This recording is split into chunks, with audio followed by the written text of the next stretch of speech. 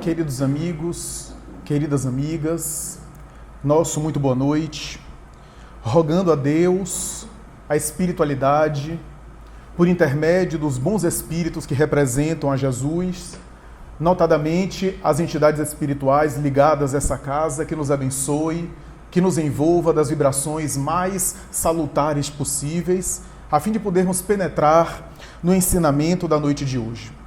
Nosso tema, Filhos Pródigos, está fundamentado em uma mensagem do mesmo nome da obra Pão Nosso, do Espírito Emmanuel, portanto, obra essa que foi psicografada por Chico Xavier. Essa mensagem faz alusão, portanto, a um versículo específico do Evangelho, que faz alusão, por sua vez, a uma parábola muito famosa, que ficou conhecida na tradição cristã como a parábola do Filho Pródigo. Antes, no entanto, das nossas considerações diretas sobre o tema, é importante salientar que difícil é mensurar, definir, conceituar a tarefa de Jesus na Terra. Falamos repetidamente que quando, isso quem falou foi a psicanalista alemã Hannah Wolff, quando alguém quer definir psíquica e moralmente a tarefa de alguém no mundo, sempre tem parâmetros, sempre tem critérios, sempre tem uma referência que possa delimitar o campo de ação e de atuação de pessoas especiais que passaram pelo mundo. Não é difícil definir, por exemplo, a tarefa de um Platão, a sua ação filosófica, a promoção que ele fez em profusão de reflexão. Não é difícil conceituar a área específica de atuação de uma Madre Teresa de Calcutá, a ação social, a abnegação com os excluídos materialmente. Não é difícil entender e delimitar o engajamento pela pacificação do povo indiano, promovido por Mahatma Gandhi.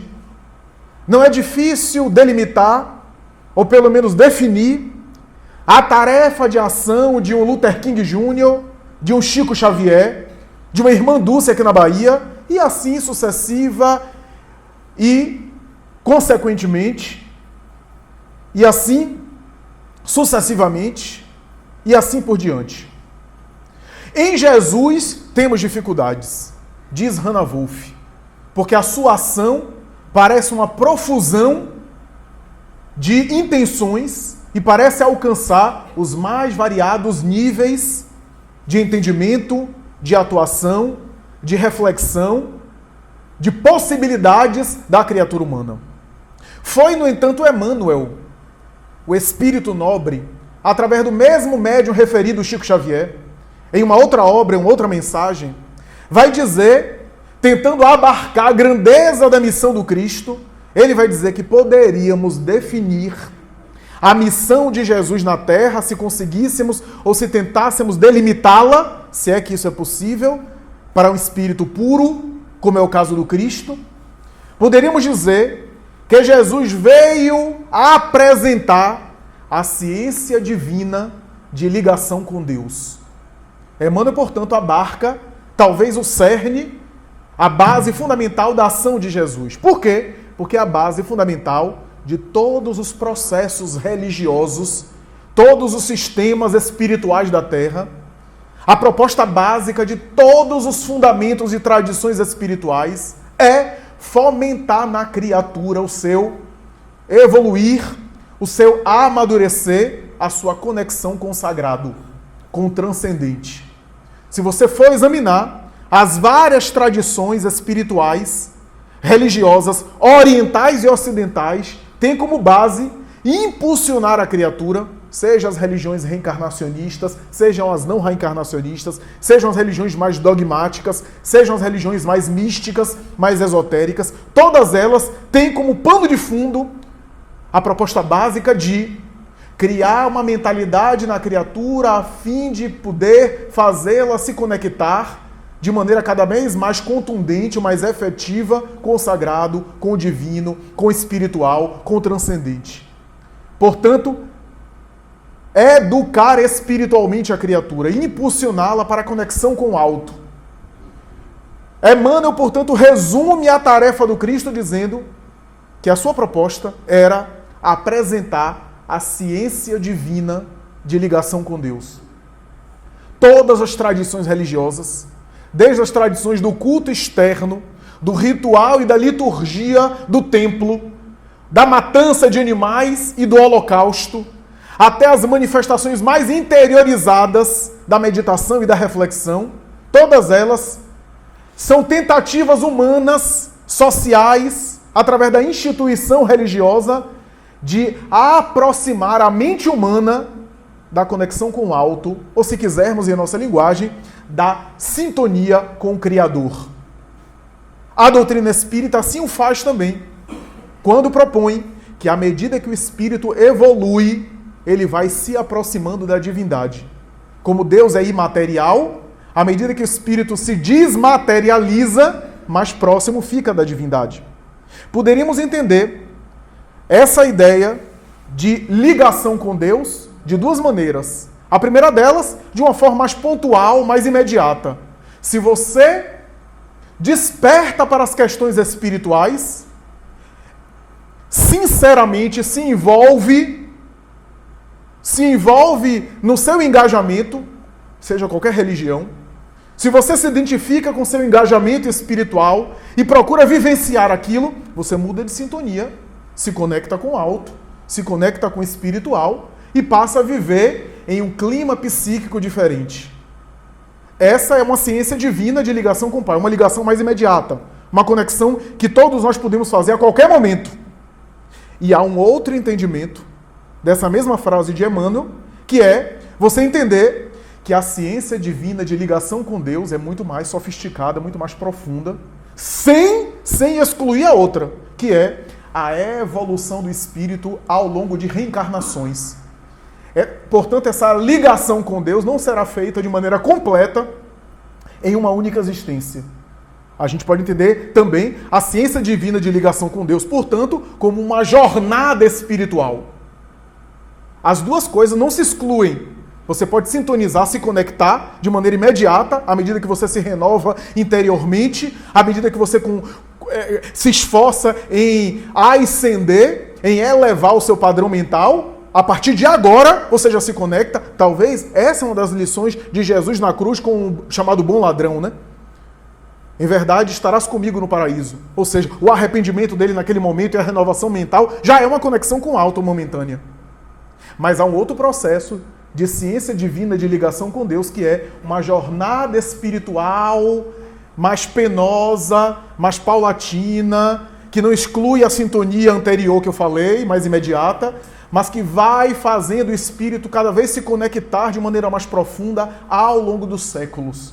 E que, é claro, graças à doutrina espírita, a gente sabe que a partir das escolhas que o indivíduo faz agora, acelera esse processo, ou retarda, repete equívocos, experiências, como um aluno de uma escola que repete de ano.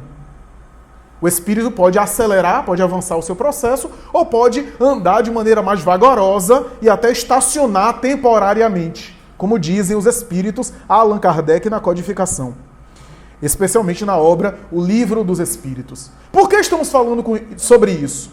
Porque a parábola do filho pródigo encerra nela mesma um grande tema. Aliás, todas as parábolas de Jesus falavam de temas, mas a parábola do filho pródigo parece-nos uma parábola que encerra um grande arquétipo, um grande tema que tem a ver com a conexão com o alto. A grande lição dessa parábola está o pano de fundo o tempo todo, e gravemos isso, porque no final eu vou voltar a ele, é a ciência divina de ligação com Deus. A parábola do filho pródigo é a mais famosa de todas. Eu ousaria em dizer que é mais famosa do que a parábola do semeador, que está no Evangelho de Mateus, principalmente. A primeira parábola do Evangelho de Mateus. Eu diria que a parábola do filho pródigo é mais famosa e, curiosamente, é uma parábola que só aparece em um evangelho, o Evangelho de Lucas. Nós sabemos que o Evangelho de Lucas tem um sabor especial. Sem nenhum demérito para os outros evangelhos, porque os evangelhos, todos eles se conectam e se complementam de uma forma muito especial, porque por detrás não haviam apenas evangelistas escrevendo, mas a mão do mundo espiritual, ajudando aqueles instrumentos encarnados de oferecer à humanidade do futuro lições preciosas que nunca mais seriam repetidas como aquelas. Portanto, os evangelistas são apenas a ponta da caneta, que tinha o mundo espiritual por detrás. É por isso que os historiadores se batem cabeça e não entendem como é que os evangelhos foram escritos a princípio, segundo as melhores pesquisas, foram escritos muito tempo depois da morte do Cristo. De João Evangelista, por exemplo, foi quase 60 anos depois da morte do Cristo. E porque os escritos mais antigos que a gente tem nem são os escritos originais. São cópias da cópia da cópia da cópia. Do século III, ou talvez até do século V. Nem em aramaico e o hebraico é, mas em grego. Você pensa que isso é ruim? Isso é ótimo.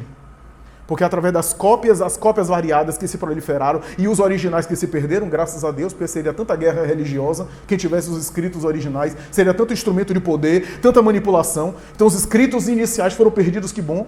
E as cópias foram estratégia do mundo espiritual para proliferar aquele texto, o que impediria adulterações. É claro que houve algumas adulterações, principalmente da tradução aí do hebraico para o latim. Mas aquelas cópias variadas impediu de adulterações maiores.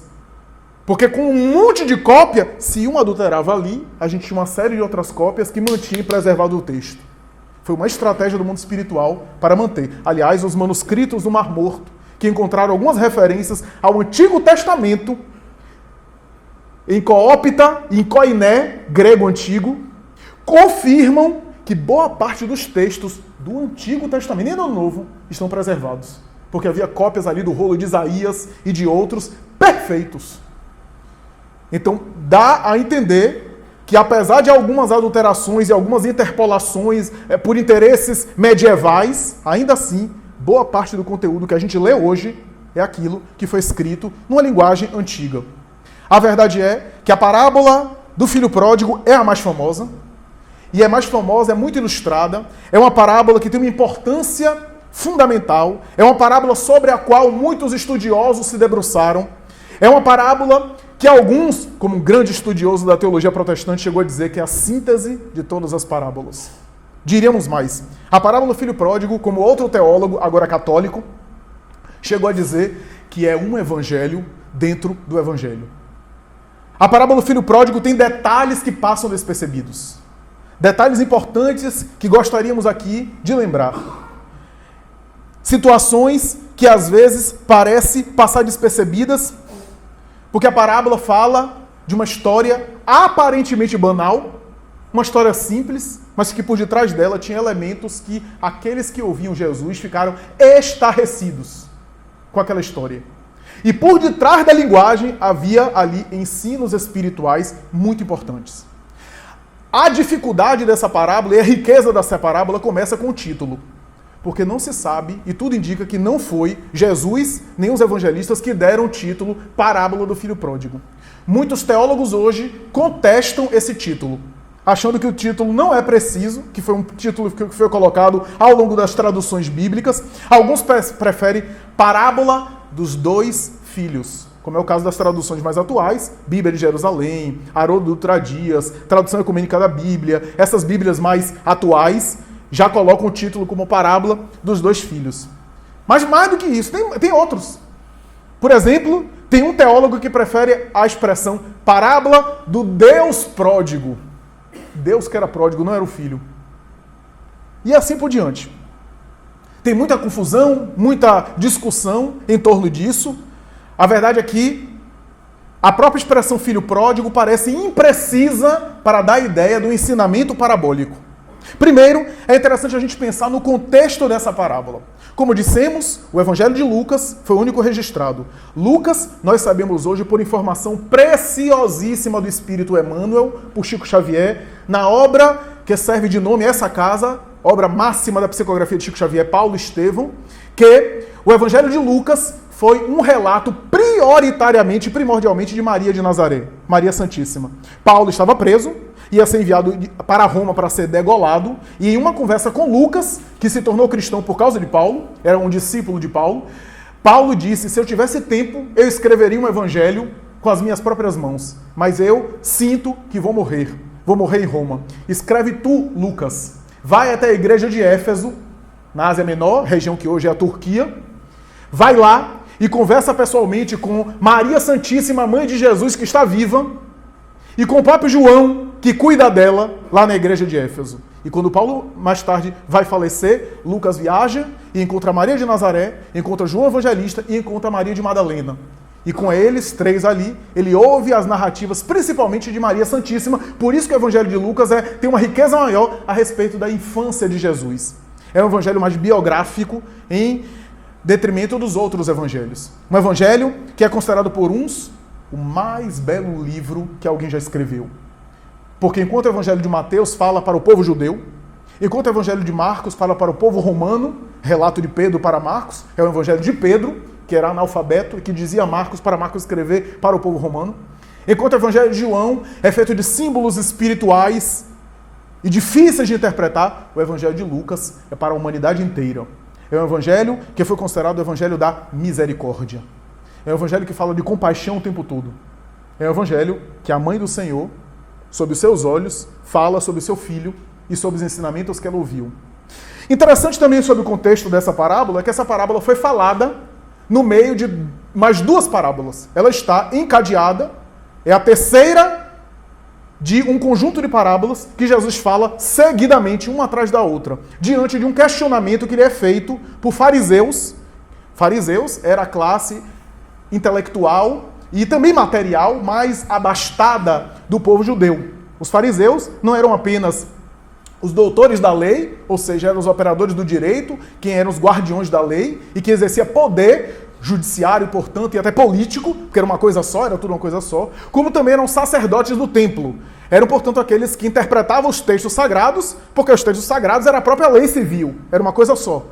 Não havia essa separação que a gente tem hoje, né? Judiciário, executivo, era tudo uma coisa só. E os doutores da lei, os fariseus, eram essas pessoas que eram consideradas símbolos de virtude, portanto, que estavam ali guardando a lei, e, portanto, a lei era também o aspecto espiritual daquele povo. Os 613 mandamentos de Moisés e a síntese, que é o decálogo. Os doutores da lei, os fariseus, sempre tentavam entrar em diálogo com Jesus, e alguns diálogos eram sofisticados, porque eram diálogos de mestres do Torá para um outro mestre. Portanto, alguns diálogos, principalmente que estão presentes no Evangelho de Mateus, porque Mateus é um judeu, porque o tanto escreve com propriedade aquelas coisas, era intelectual. Mateus é, dos 4 evangelistas, um dos mais intelectuais, né? Aqueles que seguiam Jesus mais de perto, de todos, ele era o mais intelectual, era publicano, cobrador de imposto, tinha que ter uma certa cultura acadêmica. Mas Lucas, que também era intelectual, era médico, escreve o Evangelho mais da compaixão, da misericórdia. E essas parábolas, essas 3 parábolas são conhecidas como parábolas da misericórdia. Parábolas da misericórdia. Elas foram colocadas por Jesus diante de um questionamento de um fariseu, porque Jesus sentou para comer com publicanos e com pessoas de má vida, possivelmente pessoas excluídas socialmente, pessoas consideradas erradas, inadequadas, inclusive prostitutas, que ele sentava para comer com essas pessoas. Na antiga Palestina de há 2000 anos, você sentar para comer alguém é você dizer que tem intimidade com aquela pessoa, que você se misturou com aquela pessoa. Era muito mal visto você sentar com qualquer um. O judeu não sentava, primeiro que comia com a mão mesmo, né? Pegava na cumbuca, então tinha o ritual de higiene, e aquela pessoa que era pecadora era considerada imunda. Portanto, você comer com ela, você se misturava com ela, era um ato de promiscuidade nesse sentido, de se misturar. Então, para você sentar na mesa, até hoje a gente guarda alguma herança disso, né? Você não chama para sua casa qualquer pessoa para comer com você, porque o comer, a refeição é um ato social também, um ato que você conversa, etc. Mas não guardar, não é nem de perto o que acontecia, porque na época de Jesus era um ato religioso, sagrado. Abraão, Isaac, Jacó deram as suas grandes lições sentados numa mesa comendo. Inclusive tiveram transes espirituais sentados numa mesa comendo. Então, era uma tradição muito forte naquela cultura patriarcal.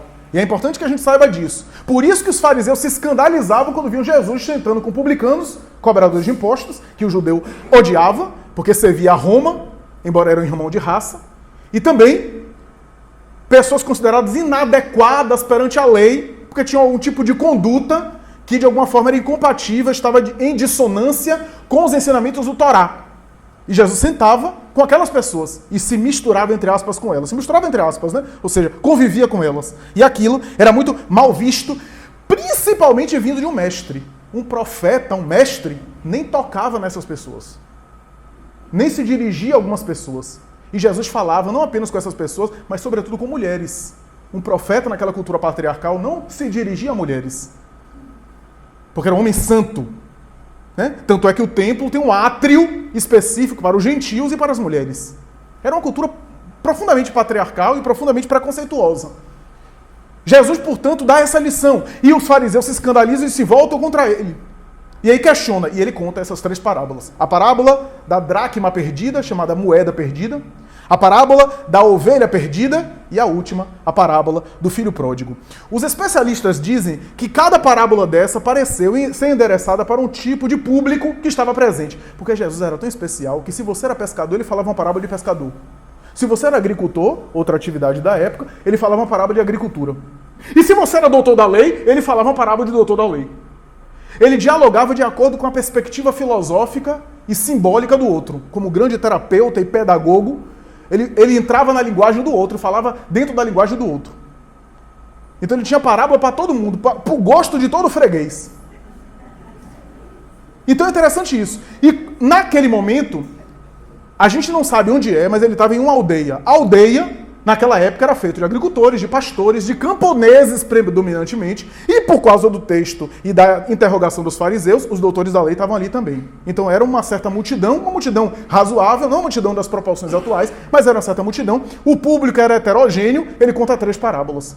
A primeira parábola, da dracma perdida, ou da moeda perdida, é endereçada especificamente a camponeses, especialmente a camponesas, donas de casa, que deveriam estar ali presentes. A segunda parábola, da ovelha perdida, de pastores e de agricultores, que deveriam estar ali. A aldeia era feita de camponeses. E a última parábola do filho pródigo engloba tudo, tem uma linguagem mais universal e especialmente tem uma lição especial para os doutores da lei que estavam ali presentes. A parábola da dracma perdida, da ovelha perdida, é uma parábola muito pequena que fala de uma mulher que perdeu uma moeda e que qual a mulher que não, perdendo uma moeda, deixa, portanto, das 10, 9 e sai em busca daquela e depois se alegra e junta todo mundo para usufruir daquela moeda. Alguns teólogos perguntam que essa parábola é um tanto estranha, porque essa mulher era tão pobre que ficou tão se importando, tinham 10 moedas, perdeu uma e foi atrás e se alegrou tanto. Tanto é que a pergunta é, qual a mulher que não se alegra? Alguns suspeitam que moeda, dracma, tinha no texto de Jesus outro sentido. E um autor especificamente supõe que estava se falando de filho. Qual é uma mulher que, tendo 10 filhos, um se perde, ela não vai na direção desse um, para torná-lo de volta, para recuperá-lo, e não se alegra e se reúne com sua família para usufruir dessa alegria. Parece ser mais compatível com a realidade das donas de casa naquela época. A segunda parábola, da ovelha perdida, fala qual é o pastor, que tendo 100 ovelhas, uma se perde, deixa as 99 e busca aquela que se perdeu. Portanto, fala ali de agricultores. E a última, a parábola do filho pródigo, que é uma parábola de todas, a mais rica, que tem o mesmo ensinamento, mas que tem uma riqueza de detalhes maior. É uma parábola que aborda esse aspecto, que é o aspecto aqui que a gente está colocando da perda, recuperação, ou desvinculação e reconexão, ou se quiser, queda e redenção, resgate. Essa é a ideia, esse é o tema que está presente nessas 3 parábolas, mas que na parábola do filho pródigo aparece de uma forma ainda mais especial. Eu vou só ler o texto da parábola para a gente ter ideia aqui e poder discutir. E disse Jesus, certo homem tinha 2 filhos. O mais novo deles disse ao pai, pai, me dá a porção que me cabe da propriedade. Ele repartiu os recursos entre eles. Não muitos dias depois, reunindo todas as coisas, o filho mais novo ausentou-se do seu país para uma região distante e lá dissipou os seus bens, vivendo dissolutamente. Depois dele gastar toda a herança do pai, houve naquela região uma fome severa e ele começou a passar necessidade. E partindo, associou-se a um dos cidadãos daquela região, que o enviou aos seus campos para apacentar porcos. Ele desejava matar sua fome com as alfarrobas que os porcos comiam, mas ninguém lhe dava. Mas caindo em si, disse, quantos assalariados de meu pai têm abundância de pão, e eu aqui morro de fome. Após me levantar, irei a meu pai e lhe direi: Pai, pequei contra o céu e diante de ti. Não sou mais digno de ser chamado teu filho. Faze a mim, pelo menos, como um desses teus assalariados. Levantando-se, dirigiu ao seu próprio pai. Estando ele ainda longe, seu pai o viu, se compadeceu, correu, lançou-se sobre o pescoço dele, beijou-o repetidamente e disse-lhe o filho: Pai, pequei contra o céu e diante de ti. Não sou mais digno de ser chamado teu filho. Disse o pai para os seus servos: Trazei para fora a principal estola, roupa, veste, e vestiu. Dai um anel para sua mão e sandálias para os pés. Trazei o novilho cevado, sacrificai-o e nos deleitemos, comendo, porque este meu filho estava morto e reviveu, estava perdido e foi encontrado. E começaram a se deleitar.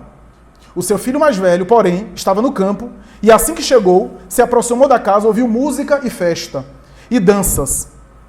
Convocando um dos servos, informava-se sobre o que seria isso. Ele lhe disse: o teu irmão chegou e o teu pai sacrificou o novilho cevado, porque o recuperou saudável. Ele ficou irado e não queria entrar. O seu pai, porém, saindo, o exortava. Em resposta a seu pai, disse: eis que te sirvo há tantos anos, jamais negligenciei um mandamento teu, e nunca me deste um cabrito para me deleitar com os meus amigos. Quando chegou este teu filho, que devorou os teus recursos com prostitutas, sacrificaste para ele o novilho cevado. Ele, porém, lhe disse: Filho, tu estás sempre comigo, e todas as coisas minhas são tuas. Era necessário, porém, nos deleitarmos e alegrarmos, porque este teu irmão estava morto e reviveu, estava perdido e foi encontrado. E a parábola termina assim. Parece uma história aparentemente simples, mas que ilustra um ensinamento bastante profundo e bastante especial. Joana de Ângeles tem uma obra chamada Em Busca da Verdade, obra da série psicológica dela, que toda a obra é uma análise psicológica da parábola do filho pródigo. Se a gente for aqui examinar tudo que Joana de Ângeles disse, a gente vai chegar no Dia das Mães e ainda está aqui dentro do centro falando sobre isso. Então, eu não vou fazer uma abordagem psicológica sobre essa parábola, que é muito rica. Ela inclusive se utiliza do quadro O Filho Pródigo de Rembrandt para fazer reflexões muito interessantes, né? Dizendo que ali tem também uma figura psicológica, né? O filho mais novo como o ego, o filho mais velho como a sombra, o pai como o self, e assim por diante, que é uma análise mais psicológica, mais simbólica da questão. Vamos aqui tentar voltar e tentar concluir, definir essa questão da parábola no nosso entendimento aqui daquilo que é essencial. Ora, como nós falamos, Jesus endereçou nessas 3 parábolas ensinamentos para os 3 públicos ali presentes. E, naturalmente, que deu a ideia desse tema geral, que é perda e retorno, queda e recuperação, né? Fraqueza e resgate, redenção. Essa é a ideia, esse é o tema que está presente nessas 3 parábolas. Houve um estudioso, que é um teólogo norte-americano, ele já faleceu, se não me engano faleceu em 98, no final do século XX. Esse estudioso, Kenneth Bey, ele escreveu um livro chamado Parábolas de Lucas. E ele fez um estudo excepcional e muito importante, porque ao longo dos séculos, os estudiosos do Evangelho cometeram um erro. Interpretavam o Evangelho sem conhecer o hebraico, quase sempre na Idade Média, o que dominava era o latim. E muitas vezes as pessoas não consideravam importante conhecer o idioma hebraico da época e a cultura da época para entender determinadas passagens. E algumas interpretações foram mal feitas por isso, ou foram feitas de maneira incompleta. Há uma tendência aí, de uns anos para cá, aos estudiosos entenderem a linguagem, o idioma, o hebraico e a cultura para entender mais ainda o que Jesus queria dizer naquela época. Porque embora os ensinos de Jesus são imortais para todos os tempos, ele viveu na antiga Palestina. E ele falou a linguagem daquelas pessoas. Então é necessário entender a linguagem, entender um pouco do contexto, para a gente entender a profundidade daquilo que ele dizia. Porque ele vestia os seus pensamentos, que são imortais, com aquela linguagem que ele tinha. Era a linguagem que a população tinha para que ele pudesse ser compreendido. Sabe o que Kenneth Bey fez? Pegou os textos de Lucas, foi lá para o Oriente Médio, reuniu-se com rabinos, com estudiosos da tradição do rabinato judeu, com especialistas em hebraico, né? Com estudiosos da cultura e que vivem na cultura, na região da Síria, por exemplo, no Oriente Médio de uma forma geral, e começou a ler esses textos, que inclusive não são de tradição cristã. Começou a ler esses textos para aquelas pessoas e a debater com aquelas pessoas. E ele ficou surpreso com a conclusão. O ponto alto da obra Parábolas de Lucas é justamente a parábola do filho pródigo. Porque ele percebeu que para o contexto daquela época, essa parábola de Jesus está cheia de absurdos. Está cheia de exageros, de absurdos que não era comum ver isso naquela época. Então ele percebeu que os textos eram recheados de coisas que Jesus falou de maneira proposital naquela época e que as pessoas que ouviam Jesus falar aquilo devem ter ficado surpresas com aquilo. Até horrorizadas com o que Jesus falava. E ele fazia de propósito. Primeiro para gerar o interesse das pessoas, porque a surpresa fazia as pessoas se voltarem, prestarem atenção e tentarem aprofundar o ensinamento. E depois, ele queria, através daquela linguagem, falar de algo que é espiritual, que não era da cultura da Palestina, do judaísmo. Era de algo espiritual, chamando atenção para a linguagem e para os elementos da época. Vou citar algumas coisas que Kenneth Bey percebeu. Naquela época, a cultura patriarcal da época era tão forte que um filho nunca pedia a herança do pai antes do pai morrer. Se hoje é uma coisa estranha pedir a herança do pai antes, imagine naquela época. Não se fazia isso. A cultura era patriarcal, respeitava a tradição patriarcal, os mais velhos tinham sempre primazia em relação aos mais jovens, inclusive os irmãos mais velhos tinham uma parte maior da herança. Por exemplo, no caso de 2 filhos, no caso aí, 2/3 eram para o primogênito e 1/3 era para o irmão mais novo. Era essa a cultura. Sempre o mais velho tinha primazia. Até os textos mais velhos, nas discussões, tinham prioridade em relação aos textos mais antigos. Então, era uma cultura, portanto, anciã, que valorizava isso, a tradição, a história, né, o tempo. Então, não se pedia a herança. Não se pedia a herança. Quando um filho pediu a herança daquele pai, dá a minha parte na herança, aquilo era um desagravio tão grave, era uma coisa tão grave, que legalmente o pai podia matar o filho.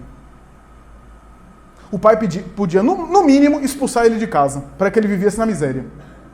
Aquilo era inconcebível para a tradição daquela época. Depois, Kenneth Bey chega a dizer o seguinte: ao pedir, ele diz isso no texto, ao pedir ao pai a sua parte na herança, o filho, naquela tradição, estava dizendo que desejava a morte do pai. Que desejava que o pai morresse. Veja como a coisa é grave. Mas essa de todas, é a mais leve, viu? Tem mais grave, tem coisa mais grave.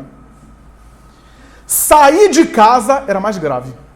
Porque naquela tradição a cultura era tribal, era gregária, ficava reunida em torno daquela tradição patriarcal, os filhos casavam, etc, e ficavam, não saíam para morar em outro lugar. Até porque terra valia mais do que dinheiro. Não era comum vender uma terra por dinheiro, porque a terra tinha um valor maior. Então os filhos iam e se aglutinavam em torno da casa, até porque terra não era uma coisa assim tão vasta, era escasso. Era uma coisa valiosa. E os pais morriam, os filhos ficavam no mesmo local, na mesma residência ali, herdando a tradição. Ao pedir a parte na herança e ao sair dissipando, ele cometeu 2 erros graves, que foi isso da morte do pai, que foi quebrar o patrimônio familiar. Ao vender porque diz que vendeu a sua parte, ou seja, vendeu as terras, parte das terras, para com dinheiro, gastar o dinheiro, ele expôs essa situação para a aldeia. Todo mundo ficou sabendo, porque isso não se fazia. Expôs, portanto, aquela situação familiar. Gerou uma quebra na unidade familiar, o que era gravíssimo. A comunidade, portanto, gerou um caos na aldeia, na comunidade. Todo mundo ficou sabendo. E ele vai adiante, portanto, expõe a situação familiar e dissipa os bens. Isso era mais grave ainda. Ele poderia ser morto até pela comunidade. A aldeia. Porque isso dava um exemplo para todo mundo, né? Ele faz isso, imagine se outro filho quiser fazer isso também. Só que tem mais absurdo. Sabe qual é o outro absurdo aqui? O pai aceitar. Um pai daquela época não aceitava dar herança. O pai aceitou. Aceitou dividir os bens, deu a parte que lhe cabe ao filho e deixou ele ir. Mas aí tem outro absurdo. Naquela cultura, o filho mais velho deveria entrar em ação. Deveria dizer, peraí, não, isso não, eu não estou de acordo. Pelo contrário, o filho mais velho não apenas ficou calado, como aceitou a parte dele. Aí você percebe que a parábola é de 2 filhos, não é só de um filho. O outro filho foi conivente também e aceitou a parte dele na herança. Não disse nada, mas aceitou a parte dele na herança. O que era um erro grave também, aceitar. Era para ele, o filho mais novo, o filho mais velho, quando tem algum conflito, ele fazer a mediação, a intermediação do conflito do pai com o caçula. Mas ele não. Kenneth Bey ainda conseguiu concluir uma coisa. Através da tradição árabe, ele conseguiu perceber, inclusive de tradição árabe, de livro, que havia na época 2 tipos de alfarroba. Uma alfarroba, que era chamada alfarroba selvagem primitiva, que tinha valor nutritivo quase 0, não era nutritiva, que era colocada, era toda espinhosa e era colocada apenas para servir de lenha na fogueira. Se dava, às vezes, aos porcos em momentos de escassez. Ou seja, não saciava. E havia uma outra alfarroba, que tem um nome até hebraico, Kerut, se não me falha a memória, que era uma alfarroba que tinha um certo valor nutritivo, mas de qualquer sorte, comer alfarroba entre os porcos é sinal, naquela época, de severas carências, de severas necessidades, de estar passando mal. E pelo texto, o homem comia as alfarrobas, eu queria comer e continuava com fome.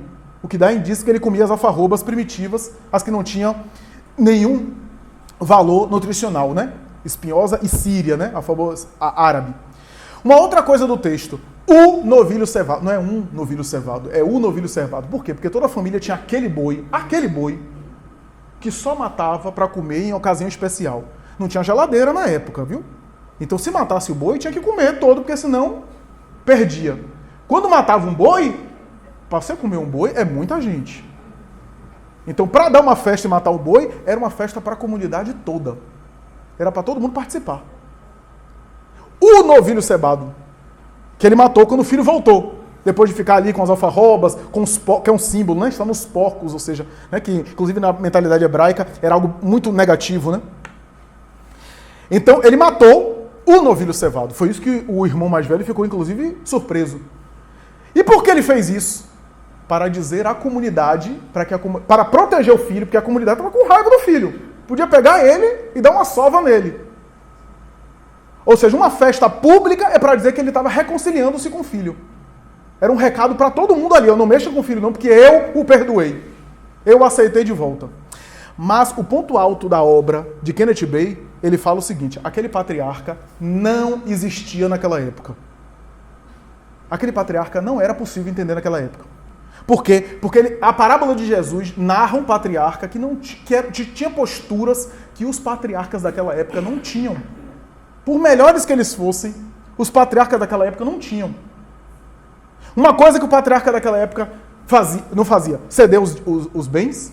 Receber o filho de volta era um negócio, depois de toda a desonra, depois de toda a mágoa que o filho gerou na família. O outro filho que ficou também macambúzio e birrento, ele sai e o texto diz que o pai vai até ele e se humilha. Meu filho, o teu irmão estava perdido, agora voltou. Você sempre esteve comigo. E agora ele voltou, ele estava considerado morto, agora foi considerado vivo. Você sempre esteve comigo, mas ele não. Um pai não fazia isso. Mas sabe o que é mais interessante? Desde Sócrates e Platão na cultura grega, e mais tarde na cultura israelita, o homem velho, o homem idoso, o homem ancião, mostrava a sua sabedoria a partir da forma que ele caminhava, que ele andava. Portanto, primeiro, que ele tinha túnicas grandes, né? Se ele ficasse correndo, ele ia se tropeçar e ia ser uma videocacetada. Começou com isso, porque aquelas não são as roupas nossas de hoje, são túnicas que iam até os pés. Imagine com aquelas sandálias, correndo, ia dar ruim. Começou com isso. Depois, que a nobreza e a sabedoria de um homem idoso naquela época era a forma nobre e elegante com que ele caminhava. Ele nunca corria. Ele nunca corria. Um ancião não corria. As túnicas grandes. Quando o filho aparece, segundo a parábola, na comunidade, ele aparece de longe, o texto diz que o pai sai correndo. Olha, para um patriarca naquela época sair correndo, corra também, porque alguma coisa grave aconteceu. O filho não vai para o pai. O pai sai da casa e sai correndo desesperado para pegar o filho. E o que é pior, que não existia naquela época, o pai vai ao encontro com o filho e diz o texto, corre, lança-se sobre o seu pescoço e o beija repetidamente.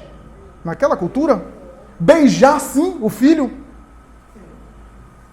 O que é que Jesus está querendo dizer com essa parábola? Houve um estudioso chamado Abraham Heschel, um estudioso judeu, que lançou uma obra que ele conseguiu ter um insight fabuloso sobre isso. Que estudiosos católicos e protestantes disseram, meu Deus, como a gente nunca pensou nisso. Milênios estudando o evangelho e veio um judeu e percebeu isso. Sabe o que ele disse? O nome da obra é Deus em Busca do Homem. Ele vai dizer que essa obra, essa parábola, Jesus está querendo dizer que não é o filho que volta ao pai. É o pai que está desesperadamente buscando o filho. É a ideia de que Deus está buscando desesperadamente um homem. É Deus em busca do homem. É o amor de Deus que vai desesperado querendo lhe beijar. O filho mais novo, uma fome que não passa, quando ele se afasta do pai, já percebeu que o pai da parábola é Deus. Quando o filho mais novo se afasta do pai, ele passa fome. Essa fome é um símbolo. Quando a gente se afasta da divindade, há uma carência que a gente não consegue saciar com outras coisas. Uma fome interior. Né? Um alimento que a gente precisa, que a gente não consegue encontrar em outro lugar. Uma outra coisa que é importante aqui analisar. Você já percebeu que na parábola, o filho mais novo, quando se arrepende e quer voltar para o pai, o arrependimento não é completo assim. Ele está com fome. Ele quer voltar porque ele não tem mais nada. Não é um arrependimento assim absoluto, né? A consciência total dos equívocos. Ele viu que os assalariados do pai estavam melhor que ele. Ele era filho. E os funcionários do pai, os servos do pai, estavam melhores. Tinham pão em abundância. E o texto de Emmanuel, que não serve de tema, fala justamente desse versículo. Então, qual a lição disso? A lição é o seguinte, mesmo arrependimento incompleto é melhor do que arrependimento nenhum. Que o pai recebe o filho mesmo no arrependimento incompleto. Porque isso vai abrir espaço para outro arrependimento, um arrependimento mais profundo. Porque todo arrependimento é válido. Quem lê o André Luiz em Nosso Lar, vai ver ele lá, mal, 8 anos, vagueando para lá e para cá, perdido no mundo espiritual, até que toma no chão, ainda impregnado dos fluidos da matéria, da ligação com a carne, sentindo as sensações materiais da fome e da sede, dos desejos, completamente ligado ainda ao corpo físico, à matéria. Naquele momento, muito mais por dor e por necessidade, ele começa a pedir a Deus ajuda. Ele que nunca falava em Deus, que se considerava ateu. E naquele momento que ele roga em lágrimas, vem Clarencio, ministro de Nosso Lar, e o resgata. Mesmo que o arrependimento não tenha sido completo, aquela súplica foi atendida. Como é sempre atendida. Que é o símbolo da parábola do publicano, né? Porque o filho mais novo dessa parábola, Jesus está dizendo o seguinte, não teve o questionamento, o fariseu, de ele sentar e comer com o publicano? Ele está dizendo que o filho mais novo da parábola é o publicano. Que o filho mais novo são os pecadores, as pessoas de má vida com quem ele senta. Só que aí você entra no final da parábola. O final da parábola nos diz que o filho mais velho estava em uma situação pior do que o filho mais novo. É esse o segredo da parábola. Por quê? Porque o filho mais velho ficou o tempo todo perto do pai fisicamente, mas nunca esteve ligado ao pai. Sempre esteve emocionalmente distante. Nunca esteve com ele. Tinha vontade de fazer o que o filho mais novo fez, só que como era hipócrita, queria ficar bem com o pai, não teve coragem de fazer o que o filho mais novo fez. No fundo, ele queria também os bens dele, queria usufruir. Tanto é que ele foi conivente. Emmanuel tem uma mensagem que vai dizer assim, dos 2 filhos, o irmão mais novo, pelo menos, tem a bênção do arrependimento. Enquanto o mais velho tem a aparência de virtude, mas é hipócrita e egoísta. Pior, melhor aquele que errou e se deu conta e o arrependimento fez ele mudar de conduta sinceramente, do que aquele que aparentemente não erra, mas que está numa virtude de aparência. Porque esse o orgulho faz ele parar de crescer, faz ele estacionar no crescimento. Então o filho mais velho é, dos 2, o pior. Queria o mesmo do irmão mais novo, não tem arrependimento. Quem é o filho mais velho da parábola? Os fariseus. Jesus está dizendo aos fariseus, contando essa parábola, que o mais novo é o publicano e o pecador com quem ele senta na mesa para comer. E o mais velho, por que mais velho? Porque espiritualmente tem mais esclarecimento, tem mais cultura, tem mais compreensão das coisas sagradas, porque está perto da divindade, ou seja, frequenta o templo, frequenta a instituição. Quantos de nós estamos perto da divindade, perto aspas, né? Está no local sagrado, frequenta as instituições, mas emocionalmente está distante de Deus. Está distante do mundo espiritual superior, está desconectado. O símbolo é esse. É o paradoxo da humildade, o parábola do fariseu e do publicano, né? Enquanto o fariseu dava glória a Deus porque era abençoado por Deus no altar e oferecendo seu altar, o publicano estava de cabeça baixa, pedindo a Deus me desculpe pelos pecados que tinha. E Jesus encerra a parábola dizendo que esse saiu do templo justificado. Porque na humildade é o seguinte, quanto mais você se acha perto de Deus, mais longe você está. Quanto mais você se acha distante, mais perto você está de Deus. Essa é a conexão da humildade. Por isso que quanto mais a pessoa se gaba, menos virtude ela tem. Porque a verdadeira virtude é silenciosa, não faz propaganda de si mesmo. Essa é a ideia. Mas por que eu estou falando tudo isso? Porque o texto de Emmanuel é um dos versículos dessa parábola toda que a gente contou. Emmanuel examina especialmente esse texto. Mas, caindo em si, o filho mais novo disse: quantos assalariados do meu pai têm abundância de pão e eu aqui morro de fome. Afastamento divino, fome. Assalariado. O que quer dizer isso? Primeiro, a palavra pródigo é uma palavra complicada. Porque pródigo pode ser tanto dissipador, avarento, avaro, gastador, perdulário, como pródigo pode ser generoso, pode ser altruísta, pode ser compassivo. Dá para entender que assim, o pai era pródigo de amor e os filhos eram pródigos de dissipar os bens, de gastar os bens, eram pródigos de egoísmo, o filho mais novo pródigo de paixões e o filho mais velho de egoísmo e de hipocrisia. Quem é pródigo nessa parábola? Ou então a gente pode perguntar, do que é que nós somos pródigos? Aí Emmanuel, no texto, fala o seguinte: todos nós somos pródigos de alguns recursos que Deus nos deu. Algumas possibilidades divinas, nós sempre somos pródigos. Só que a questão do filho é o seguinte: por que os assalariados do meu pai? Se você for botar aqui na balança, assalariado e filho, tanto é que quando o filho mais novo voltou, o pai disse o quê? O filho disse: me deixa pelo menos ser um dos seus funcionários como esses assalariados, para que eu possa pelo menos ter pão para comer. E o que é que o pai falou? Traga o anel e a veste. A veste era para dizer que era filho. O anel simbolizava autoridade e poder. E as sandálias é porque só os moradores da casa na época usavam sandálias. Porque os escravos ficavam descalços. Então ele estava admitido na condição de filho. O que é que quer dizer esses termos? Vamos tentar entender em termos espirituais. Bem-aventurados os pacificadores, porque serão chamados filhos de Deus. Filho de Deus era uma expressão judaica que significava o seguinte: o indivíduo que despertou para a espiritualidade.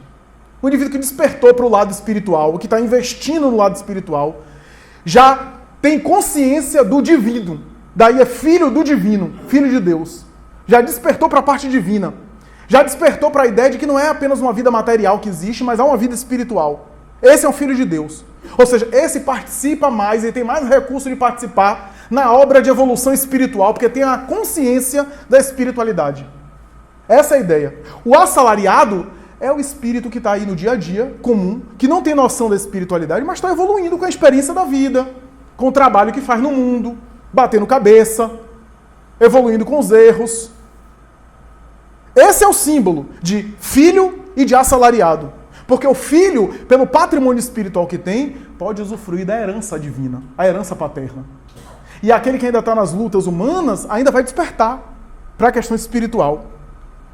Só que, pelo afastamento que ele fez, ele estava pior do que os assalariados. Ele estava pior do que os assalariados. Então, é interessante a gente pensar nisso por quê? Porque Emmanuel vai dizer o seguinte: não importa a quantidade de bens pródigos que você recebeu. Não é importante. Não é importante se sua missão é ser um político presidente de uma nação, que, aliás, é uma tarefa muito espinhosa, eu não queria isso para mim. Não é importante se você tem uma tarefa coletiva, uma missão coletiva, ou se sua missão espiritual é com uma ou duas pessoas com as quais você nasceu junto. O importante não é a grandeza da missão, é o que você faz e o emprego que você faz desses recursos. Se você tem recursos, e Emmanuel vai dizer, todos nós temos. Quantos de nós dissipamos os bens da inteligência? Usamos a inteligência só para coisas negativas. É só você abrir a internet que você vê tanta bobagem, tanta coisa desnecessária, que as pessoas gastam tempo usando a inteligência, que se fosse aplicada para o bem. O intelecto, portanto, é o uso da inteligência. A saúde, quantos de nós gastamos a nossa saúde com excessos, com coisa nenhuma? A fama, quantas pessoas têm fama e poderiam fazer tanto bem com a fama, né? Ou seja, usando a influência que tem sobre as pessoas para induzir as pessoas ao bem. E não fazem. E induzem, às vezes, a perturbação. Basta ver algumas pessoas aí da mídia que exemplo dão para os outros. Então, são os recursos que a gente tem, que a gente pode usar para um lado ou para o outro. O importante não é a quantidade de recursos, mas o emprego que você faz desse recurso. A missão que você desempenha. Por quê? Porque às vezes o assalariado está ali no dia a dia, mas está cuidando da família, está cumprindo seus deveres no trabalho, está cumprindo com seus deveres com os filhos. E aquele que tem recurso espiritual muito maior, que podia fazer muito mais o bem, muitas vezes derrapa dolorosamente. E por ter recursos maiores, são mais responsáveis. Tem uma mensagem de Irmão X por Chico Xavier, que narra um momento da vida de Kardec, que Kardec estava escrevendo o Livro dos Espíritos. Kardec saiu do corpo, levado pelo Espírito de verdade. Irmão X diz isso em uma das suas obras. E é levado a uma região espiritual de muito sofrimento. E Kardec começa a ver aqueles sofrimentos, gente gemendo, etc. Ele ficou tão estarrecido que ele perguntou ao Espírito de verdade: por esse tipo de sofrimento aqui, a gente está a atmosfera aqui parece uma cena de Dante Alighieri na Divina Comédia, o Inferno de Dante. Eu queria perguntar ao Senhor se estamos aqui diante dos antigos imperadores de Roma. E ele começou a pensar, Átila, Larico, os bárbaros da Europa, ou então os imperadores da Casa Júlia, Calígula, Nero, Tibério, que cometeram crueldades, atrocidades. E o Espírito de verdade, não, esses daí não. Eram espíritos tão ignorantes, mal desenvolveram o senso racional, que já reencarnaram muitos desses. Muitos desses já até repararam os males que fizeram e continuam aí evoluindo no mundo.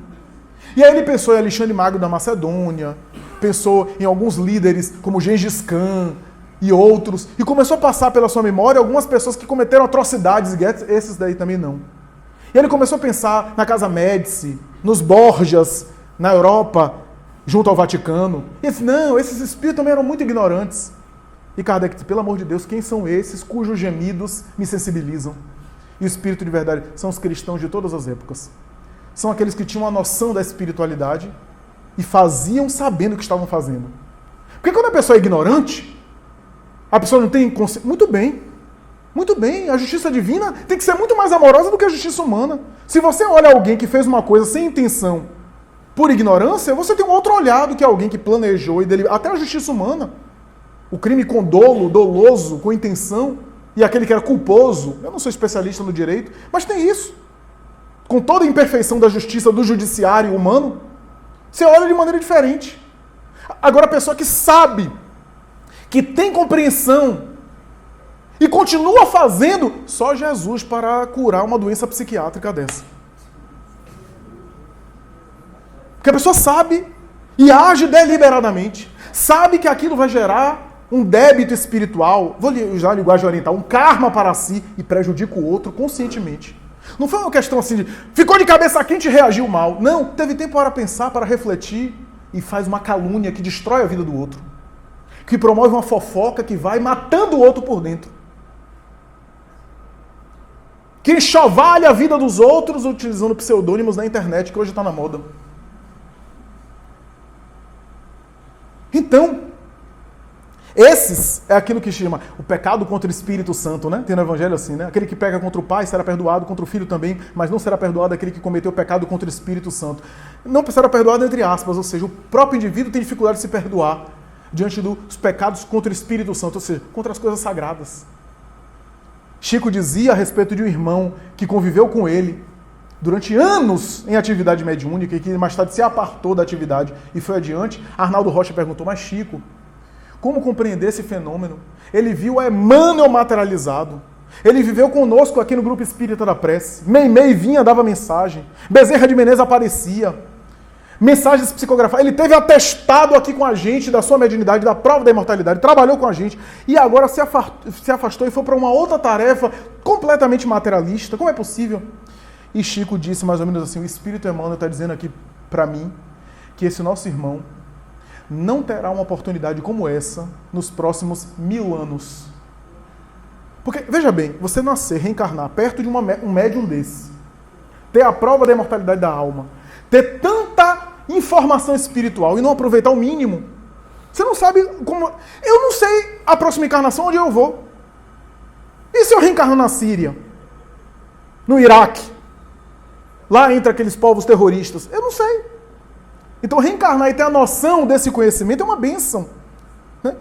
Então, sabe o que Emmanuel vai dizer na mensagem, no final da mensagem? Ele vai dizer assim, ele vai traduzir a mensagem dos assalariados do meu pai, e eu morro de fome, com a seguinte colocação. Ele vai dizer que podemos entender esse versículo com a seguinte frase. Quantos trabalhadores pequenos no mundo que guardam o pão da tranquilidade e realizam atividades humanas convencionais e que conservam a paz de espírito, enquanto eu, que sou filho, ou seja, eu, que tenho uma noção do espiritual, me torturo com a fome e a paz me tortura o espírito. Aí a gente compreende o que é que Jesus queria dizer com esse versículo. Ou seja, o importante é o que você faz, das oportunidades que Deus te deu. Não é importante você ter uma tarefa espiritual importante que vai mudar as massas. Não. Se você veio com essa tarefa, muito bem. Oremos por você.